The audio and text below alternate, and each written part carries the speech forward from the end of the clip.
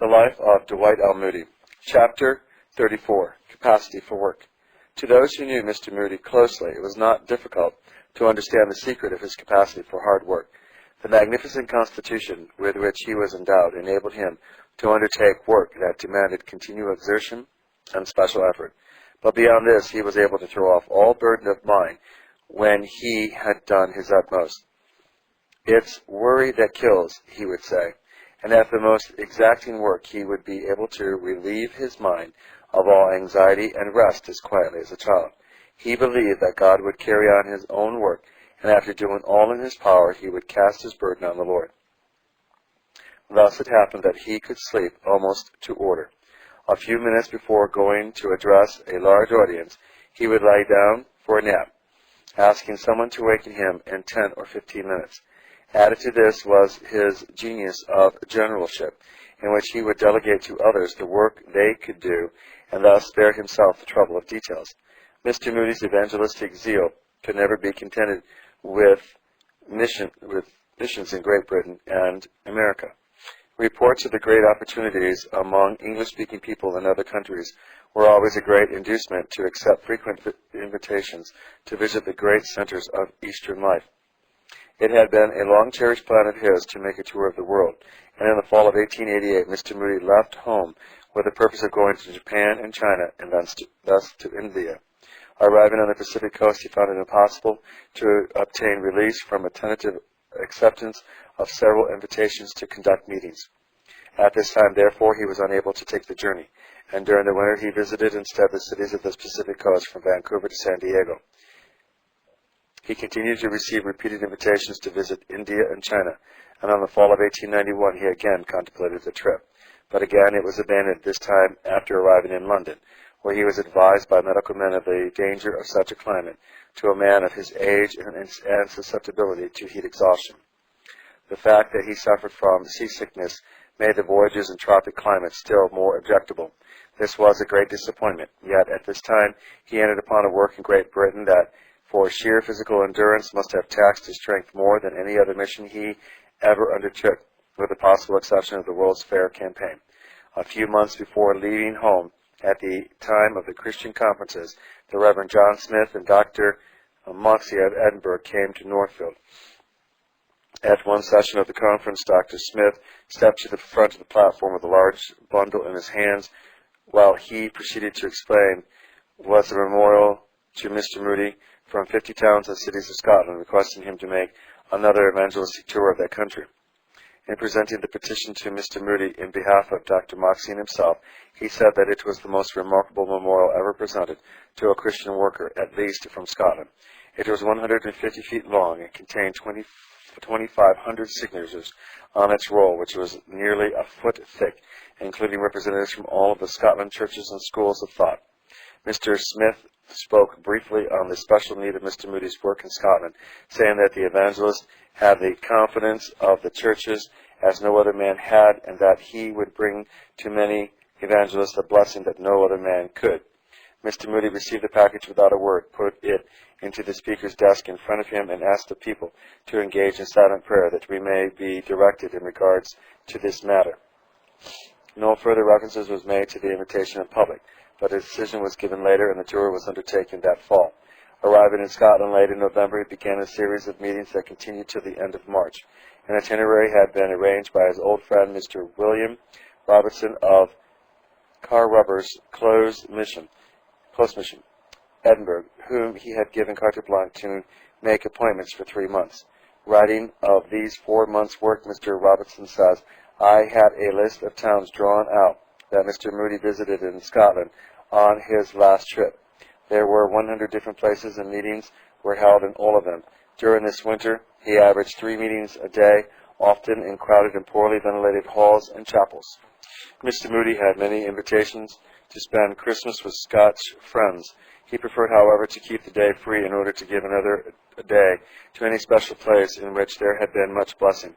The meetings in which had been exceptionally fruitful, and as the holiday drew near, Mr. Moody resolved to return once more to this town for an evening meeting, relating the experience of the day, a rather typical one, as showing his faculty for making the most of time.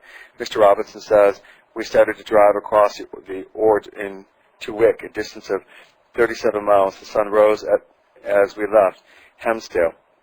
After a little we got into a gully, from which we again saw the sun rise. Still further on we reached a spot where it again appeared over the hills. Mr. Moody said it would be a memorable Christmas day for him, for he had seen the sun rise 3 times. As we passed Berrydale, the seat of the Duke of Portland, we found some friends who, hearing that we were to drive that way, had arranged for a short service. In 15 minutes 2 prayers were offered, a psalms sung, and Mr. Moody gave a brief Christmas address. At Lipster, another halt was made, and another crowded meeting addressed in the Free Church. Wick had reached soon after 2, and a Bible reading held at 3 o'clock, and a great Mass meeting at night. Early the next morning, train was taken for Elgin. Surely this was a full day's work for a holiday. It is impossible to go over the work in detail in each place visited. The Scotch mission closed with the final meetings in Edinburgh. It was a notable fact that at the last afternoon meeting, both the moderators-elect of the coming established in Free Church assemblies, the Professor Chartitus and Professor Blanky, were present, and in the consequence of the crowded platform had to share between them the President's chair. This fact was taken as a crowning illustration of the brotherly and thoroughly unsectarian spirit which marked the mission in almost every place where the meetings were held throughout the length and breadth of Scotland. Later in the year, the writer had a personal experience of a similar nature in a 6 weeks mission with Mr. Moody in Ireland, conducting a short mission in Southampton, England. Sunday night, Mr. Moody started for Dublin, Ireland on a train leaving about midnight, which carried no sleeping car. Arriving in London before daybreak, he had to drive from Victoria Station to Euston Station to catch the train for Holyhead, where a 4 horns passage across the Irish Channel completely prostrated him with seasickness. Dublin was reached by 6 o'clock in the afternoon, where after a hasty supper Mr. Moody addressed a large meeting. Here the audience had been waiting for some time, and the atmosphere was heavy. At the close of the meeting, numbers of old friends pressed forward for a handshake and words of welcome, and it was near midnight before Mr. Moody was able to retire. He was entertained by Peter Drummond, who lived some distance out of the city, and he had to take leave of his host early, drive into Dublin, and get the 7 o'clock train for Belfast Tuesday morning. It had been arranged that he should conduct a 2 weeks mission in the large convention hall in Belfast a week later. And on his arrival, the committee of ministers and laymen, at whose invitations he had come, met him for conference regarding plans and lunched with him at Reverend Dr. Williamson's in Londonderry. He had time for only a hurried supper after his arrival before going to a crowded meeting that had been waiting for him for over an hour, and it was late that night before he had any opportunity to rest. The remaining days of the week were equally taxing as he visited 6 of the towns during Wednesday, Thursday, and Friday, often speaking to crowded halls and twice in the open air.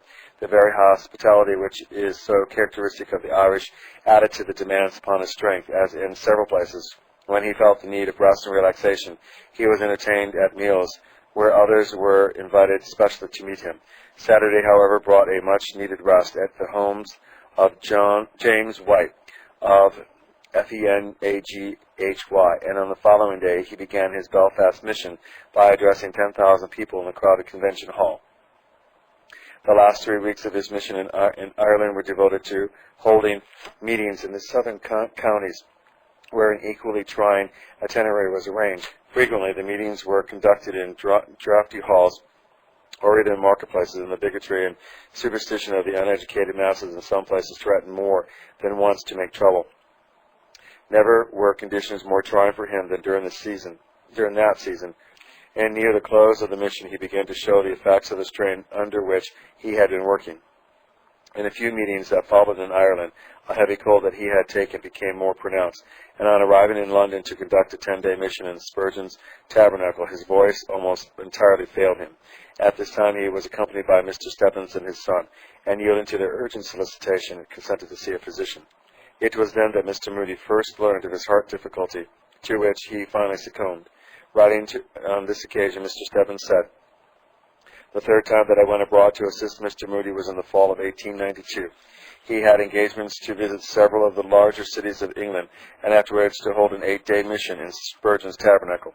He had been suffering somewhat for several days with a throat trouble that gave him considerable anxiety lest it should interfere with his work. So on our arrival in London, with his consent, I sent for Dr. Havishon, a prominent young doctor, afterwards one of Mr. Gladstone's physicians, who made a careful examination of his throat and lungs, and incidentally the action of his heart.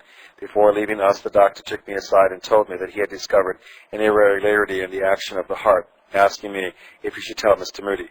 Certainly, I said, he would wish to know of any trouble of that kind. He informed Mr. Moody of his discovery, and after assuring him that there was no occasion for alarm, but simply a necessity for caution lest he should overexert himself, he expressed the wish that Mr. Moody would allow him to make an appointment for a consultation with Sir Andrew Clark, one of the most celebrated authorities of such diseases, as he did not wish his own judgment to be relied on wholly in the matter. Shortly before leaving London, Mr. Moody saw Sir Andrew Clark driving immediately to the letter office from a farewell breakfast given by Sir George Williams and a large number of other friends. After a thorough examination, the physician confirmed the opinion of his friend regarding Mr. Moody's condition. In reply to Mr. Moody's inquiry regarding what he had done to bring on the difficulty and how he should avoid increased trouble in the future, the celebrated doctor inquired how many times a day Dr. Moody was in the habit of speaking. "Oh, I usually preach 3 times a day." "How many days in the week?" 5 days in the week, and on Sunday 4 or 5 times. "You're a fool, sir, you're a fool," was a brisket response. "You're killing yourself." "Well, doctor," said Mr. Moody, "I take Saturday to rest. But may I ask you how many hours a day you work?" "Oh, I work 16 or 17. "How many days a week?" "Every day, sir, every day." "And, doctor, I think you're a bigger fool than I am, and you're killing yourself first." And with these pleasantries, the 2 men parted, and the celebrated physician to continue his wonderful ministry of healing for little more than a year, while Mr. Moody was permitted to work on for 7 years, although with the consciousness that his summons might come at any moment.